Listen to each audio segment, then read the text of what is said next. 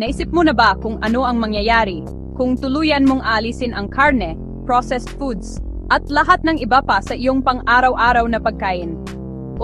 Paano kung sa loob ng 30 araw, ang iyong plato ay puno lang makukulay na prutas at gulay?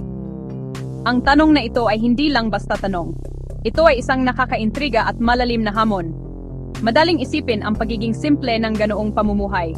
Ngunit ang katotohanan ay isang mas komplikado at masalimuot na kwento. Ang paglalakbay na ito ay hindi lang tungkol sa pagpapalit ng iyong kinakain. Ito ay tungkol sa pagbabago ng gasolina na natatanggap ng iyong katawan at pagmamasid sa sunod-sunod na epekto na susunod. Ang pagsisimula sa ganoong mahigpit na eksperimento sa pagkain ay isang malakas na paano kung na sitwasyon na nakakakuha ng imahinasyon. Patuloy tayong binobomba ng mga mensahe tungkol sa pagkain ng mas maraming halaman. Ngunit ano ang mangyayari kapag dinala natin ang payong iyon sa sukdulan? Ang agarang pananaw ay madalas na isang malinis na kalusugan, makinang na balat, at madaling pagbaba ng timbang. Iniisip natin ang ating sarili na mas magaan, mas masigla, at nalinis mula sa loob palabas. Ang ideal na resulta na ito ay isang malakas na motibasyon, na nagtutulak sa marami na isaalang-alang ang pagsubok ng isang prutas at gulay lamang na regimen, kahit na sa maikling panahon lamang.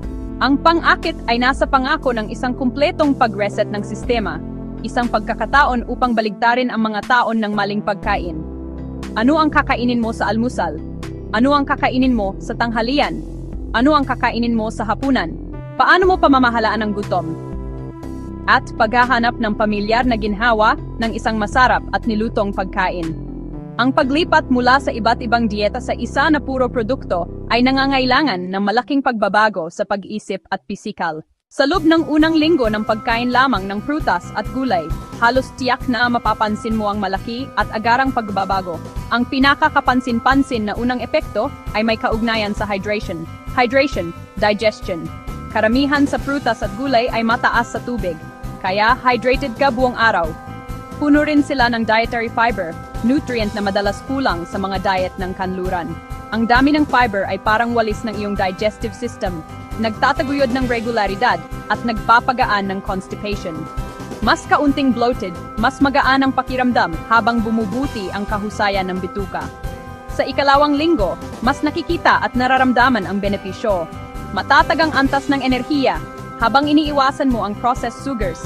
Ang natural na fructose ng prutas ay tuloy-tuloy na gasolina sa katawan at utak. Iwas sa matinding energy crash ng pinrosesong carbs, kalinawan ng pag-iisip at mas mahusay na pagtuon. Mas kaunting antok pagkatapos kumain. Sa ikatlo at ikaapat na linggo, pati balat ay maaring magbago. Ang mga prutas at gulay ay mayaman sa vitamina C at iba't ibang antioxidants, mahalaga para sa collagen at laban sa free radicals. Mas maliwanag, makinang na kutis. Humuhupa ang inflammation-related skin issues. Dahil nababawasan ang exposure sa processed foods, dairy, at red meat, maari mong mapansin ang inaasam na glow. Halos hindi maiwasan ang pagbaba ng timbang. Nutrient-dense pero hindi calorie-dense ang prutas at gulay, kaya busog ka kahit mas kaunti ang calories. Natural calorie deficit plus fiber at tubig, mas madaling pagbabawas.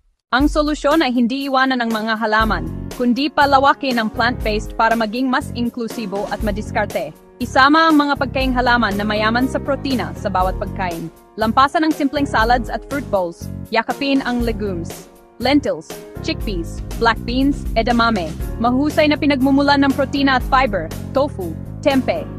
Hey, kumpletong protina, maging sinasadya sa mahirap na micronutrients. Iron, calcium, omega-3s para masipsip ang iron, ipares sa vitamina C. Spinach, lentils, bell peppers, broccoli, lemon juice, pisil. Para sa calcium, madahong gulay, kale, bok choy, at fortified plant milks, pati tofu. Para sa omega-3s, ground flax seeds, chia seeds, walnuts sa smoothie o oatmeal araw-araw. Kumain ng bahagari, iba't ibang kulay, iba't ibang nutrients. Pula, kahel, dilaw, berde, lila, nutritional powerhouse. Para sa ganap na plant-based, supplementation ay practical na pangangailangan. Vitamina B12, magpasuri at humingi ng tamang dosis.